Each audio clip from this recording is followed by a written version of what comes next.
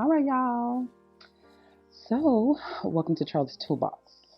I am very excited to do a video. I don't usually do videos, so it's actually kind of nice to see myself doing this video thing. I appreciate what I'm doing. I look good today. I got me some really good eyeshadow. Been playing out with colors a lot. Um, but enough about me. I am excited.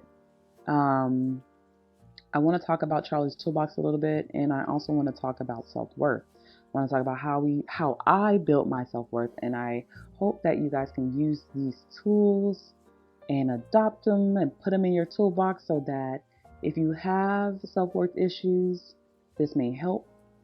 If you are struggling, it may help. If it doesn't help, you can give it to other people who it may help, and that's what I'm hoping. All right. Um, But before I do that, I do want to talk about Charlie's Toolbox. I've been thinking about what is this? What is this platform? Who am I? What is the identity of Charlie's Toolbox? And I think I found it. I think I have a good understanding, which my iPhone looks very good today. A good understanding of what I am. All right. Charlie's Toolbox is okay. Remember when you were a little girl and you had a friend who had an older sister, and she would like get dressed and go out places, and you would just watch her. She would have like really good music. She smelled good. She was so pretty. She probably had a cute boyfriend. Her boyfriend probably had money. She was like very wise and just would be like, girls, I'm gonna give you a couple of tips. Do this, don't do that, don't fall for this. This is stupid. Men are stupid. Don't get caught up in it.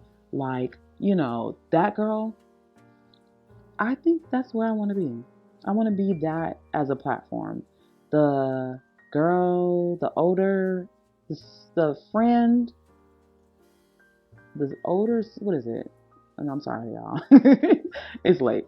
I want to be your friend's older sister who was so cool and so beautiful, so wise, and just always had her stuff together. That's what I want to be as a platform. Um, and she always gave you game. I want to be the girl who give you game. All right, that's where I want to be. That's where I want to sit. Okay. Um, Give me your perspective on that. Give me your point of view. I am always open to you guys' point of view because you're smart. You all are brilliant. You all are opinionated for sure. And I think that would be, I think you guys can give me some good feedback on what that looks like. Okay. I do want to say another disclaimer. I have ADHD, so it is very hard for me to just flow. You know how people can just talk to a camera and just they flow. They're just like point A, B, C, blah blah blah blah, and it makes sense. I'm not that girl.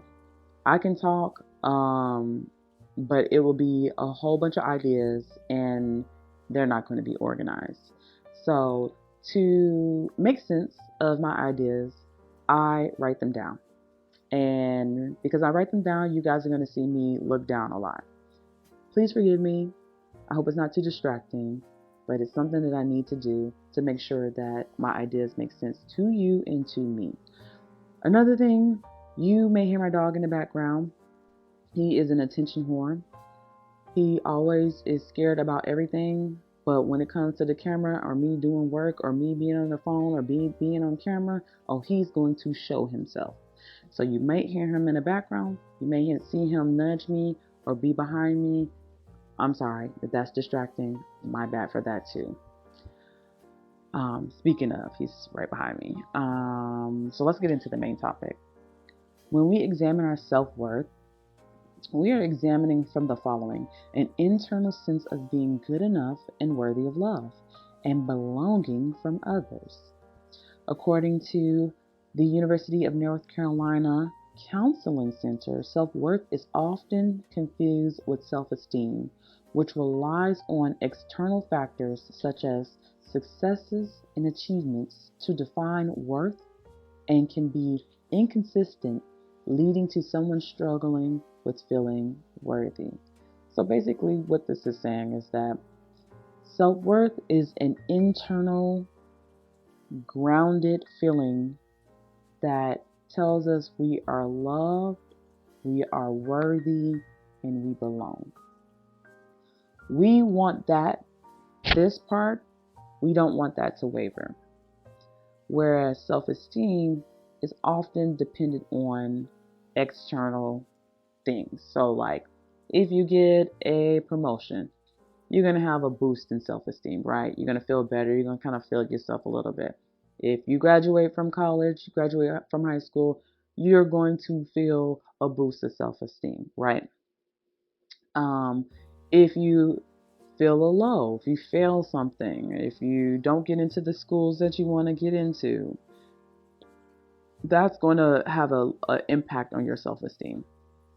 So your self-esteem is going to waver at times depending on what's going on in your life. What we don't want is your self-worth to waver. And that's what we're trying to strengthen in this video. All right. The foundation. Let's go into this foundation. To gain an internal sense of worthiness and to feel good enough, feel like you belong, it always starts with the parents or the caretakers. That's something that we just know. We just know that that's just something that your parents have to be adept. They have to validate your emotions. They got to recognize how special their kids are. They need to delight in their kids. And when your parents do not do those vital things, especially during childhood, children become adults who feel worthless. They don't feel good enough. They don't feel like they deserve. And that lens for which they see themselves, it translates into their lives. They don't ask for what they want. They don't believe they deserve it. And it shows up in adulthood, right? That's something that we know. What I didn't know, I was reading the research behind this, is that from babyhood to about 5, the work that your parents do in like validating you or delighting in you, or like, if you bring them a toy and they'd be like, oh yay, this is a toy, that is really impactful. It's so impactful that by the time a kid turns 5, researchers can actually identify whether or not the self-worth is on the low side of the spectrum or on the higher side of the spectrum. So these things matter. Many parents do not understand or believe or have no knowledge that pouring into your child during those times matter. They really do. All right. There are many paths that people choose to strengthen their self-worth, and I'm just going to outline what works for me. Hopefully this helps. If it doesn't, I understand. No hard feelings for me. If it does, take this tool. Take this tool and keep this tool with you, okay? I always say, when you are doing anything mental health related, anything that is dealing with your self-esteem, self-worth, and things like that, first thing you got to do is go to therapy. I know this, you guys know this. Go to therapy. That's my first step. Go to therapy. But sometimes, and I know this, people don't have the time. They don't got the resources. They ain't got the insurance. And sometimes people just don't have the want or the will to do it. And I understand that. Sometimes you just be like, I don't even want to talk to nobody. I don't feel like doing all this work. I'd rather just talk to myself, get it over with. And if I can't fix it, I'll fix it. But if I can't, I'll go to therapy. I get it. If you can't go to therapy, use these tips. When you're developing your self-worth, the first thing you have to do is meet and know your authentic self. I think that is very important. You really need to know your authentic self. And this is important because how can you take care of your real you? How can you make this person feel safe and worthy when you don't know her? Like, what are you protecting? What are you making feeling safe? What are you pouring into if you don't really know your authentic self? When you're constantly performing for others, you're trying to be a people pleaser, you're masking. It's really, really hard to strengthen your self-worth, your self-identity when you continue to mask. So you got to introduce yourself to yourself. You got to meet the real you. And you got to do so in a safe and loving environment. And, I know the question is going to be, well, how do I know my true self? What's my authentic self? I don't know my authentic self, blah, blah, blah. I get it. I have questions that you can ask yourself so that you can start to get a better understanding of who your authentic self is. What does this person look like? Where does this person thrive? And with whom? So, to know your unmasked and unguarded self, you can ask yourself the following questions and collect the data. Collect the data about yourself. You are a researcher, and the subject that you are studying is you. You're going to have to get a PhD in you. All right? So, question 1, where do you tend to recharge? When you're recharging, you are likely not performing.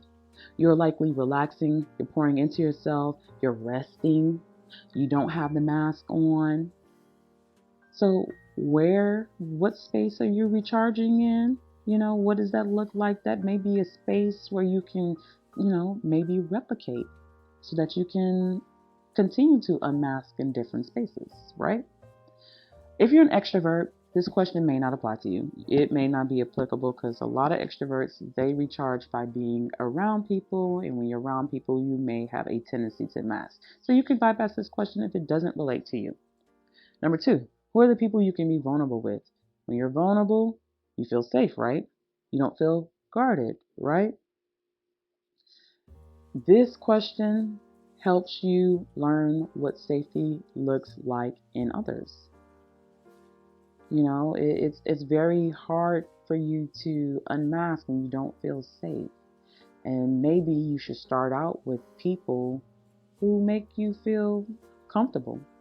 And the only way that you know how to choose those people is by reviewing the characteristics of the people you are already feeling comfortable with, who you're being vulnerable with.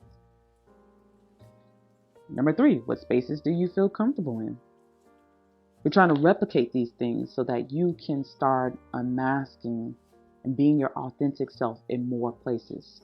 The more you are yourself in more places, the more you appreciate it and the stronger your self-worth would be. Question 4, how are you when you're around your best friend? To me, that is probably one of the spaces where you are unmasked the most, because this is your chosen family.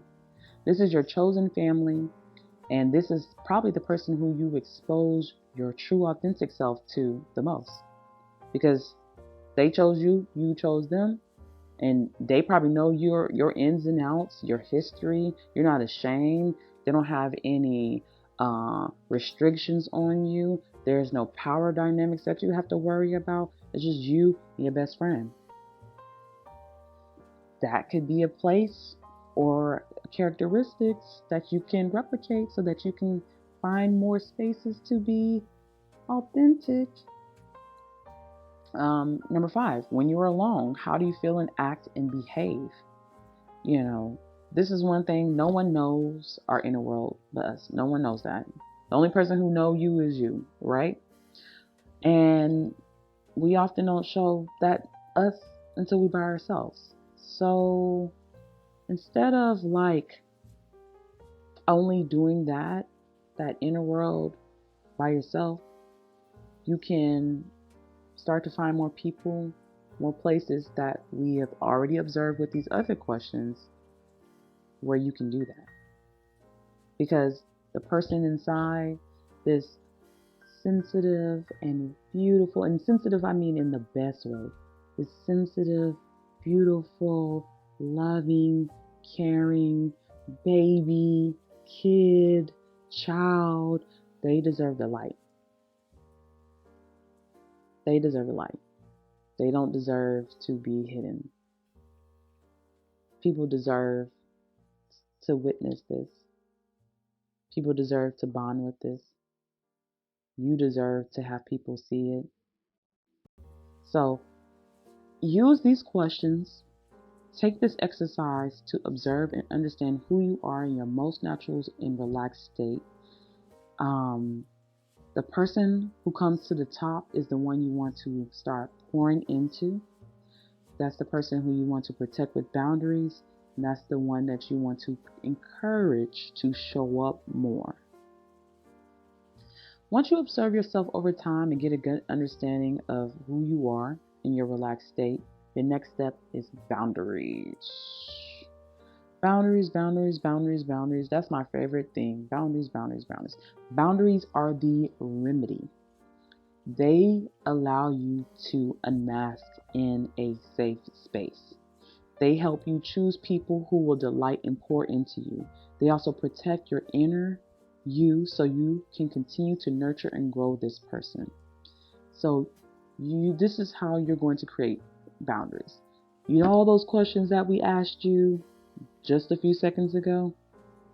That's going to help you create these boundaries.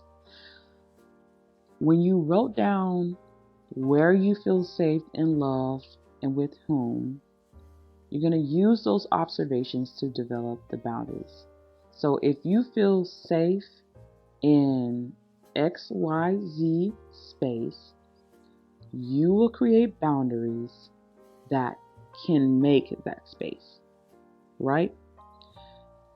If a person makes you feel like you can unmask, you will choose people with those characteristics so that you can so you are able to unmask more. The purpose of this is just to constantly make sure that you are creating spaces and choosing people who encourage you to just be as you are, to be authentic. Because the more that you are yourself, the more that you are authentic, the more you will develop an appreciation and acceptance of yourself. And I'll give an example. I feel safe around my best friend. I've been friends with her since I met her when I was, I think, 13. I'm 33 now. But I've been friends with her for a long ass time. And I feel safe around her. And she gives me room to be. And one of the things that I recognize why we work really well is that we respect each other. We have a fundamental baseline respect for each other. Now, we may not always agree. We're not going to always agree. We're two different people, two different backgrounds, two different perspectives. But she will always respect me, and I will always respect her. Looking at her, my boundary, looking and observing her, understanding our relationship and our dynamic, my boundary for myself is to choose people who respect me. I'm going to choose people who respect me. My boundary for others is when I observe that someone does not respect me, I will articulate it and give them the chance to remedy it. And if they disregard my boundary, I will take myself out of the relationship, and I'm not going to blame myself. I will not blame myself.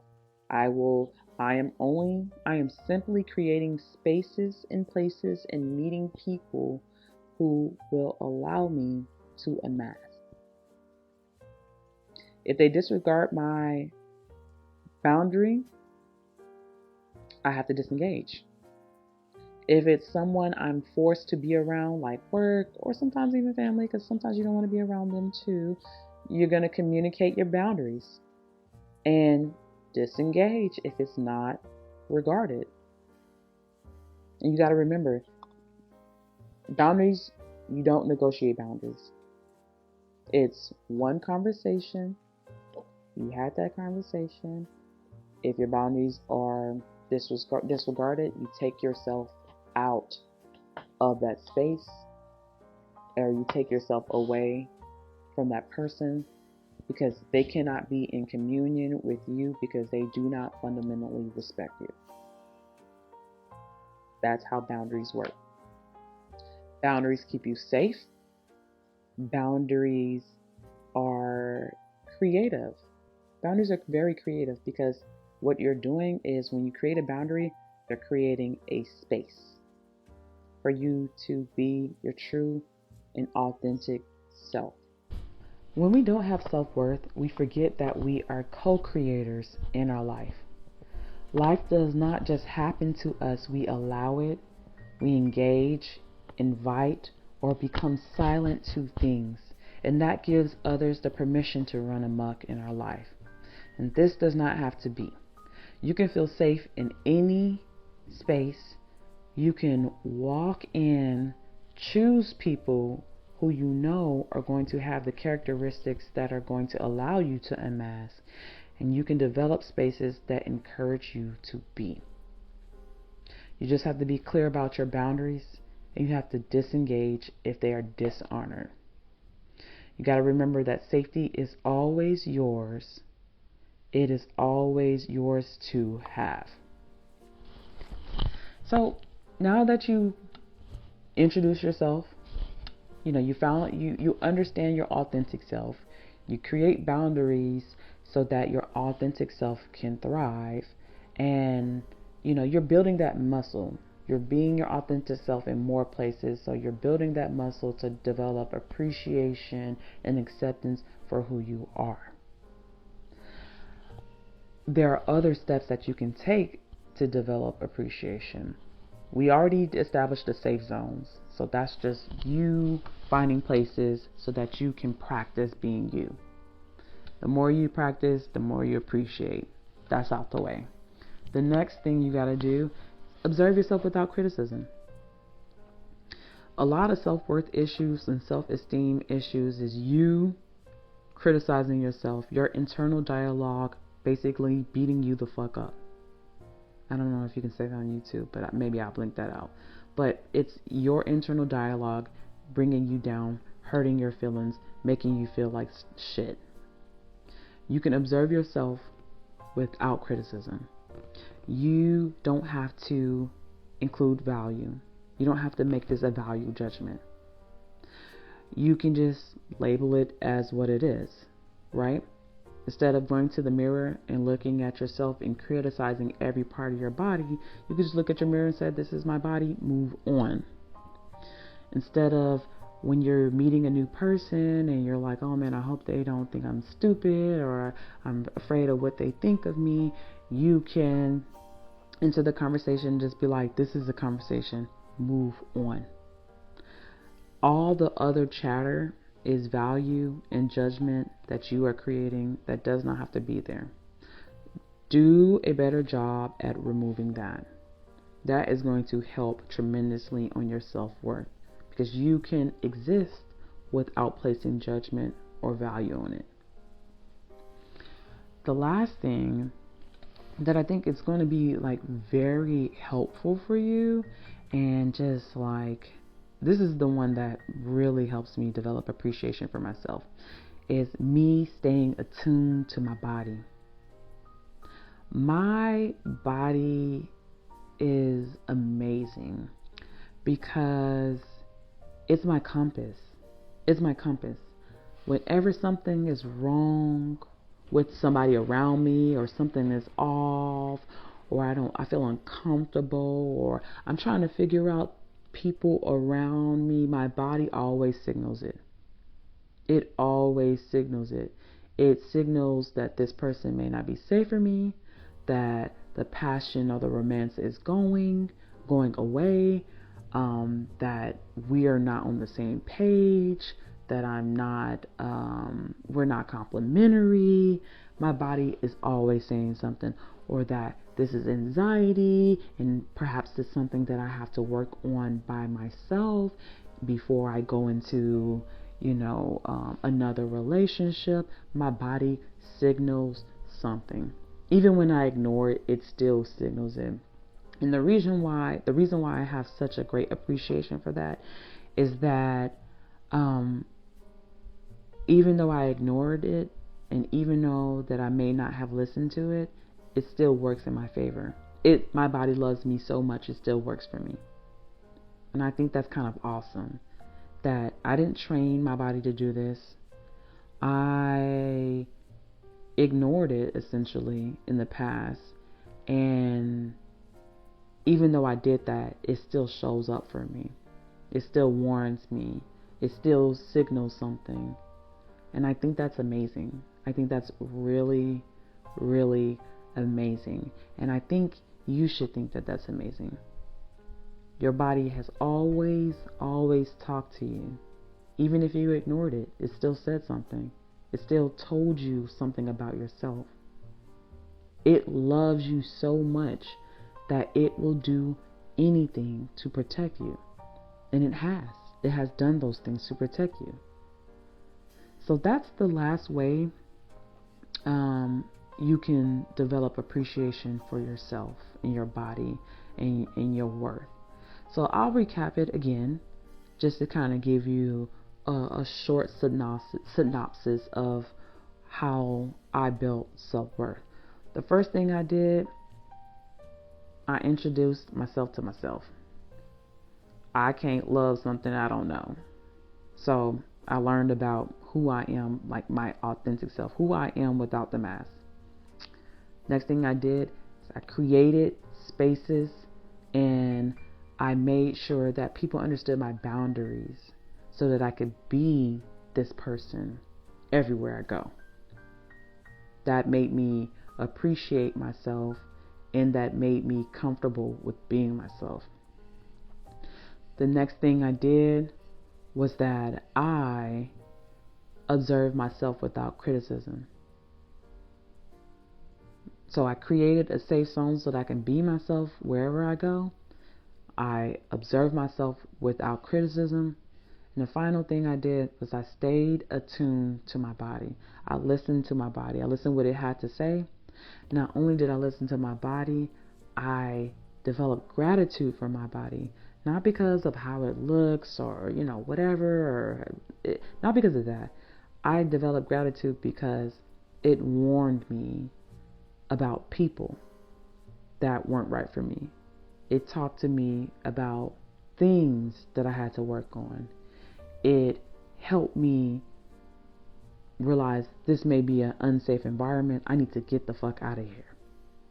And I appreciate the warning signs that it has always given me in those times. I think it's a beautiful thing that I got that, and I'm grateful for that. So those are just a couple of tips that I had on how I develop my self-worth.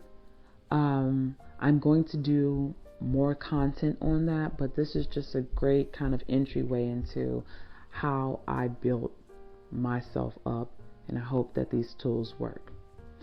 And on that note, you all take care.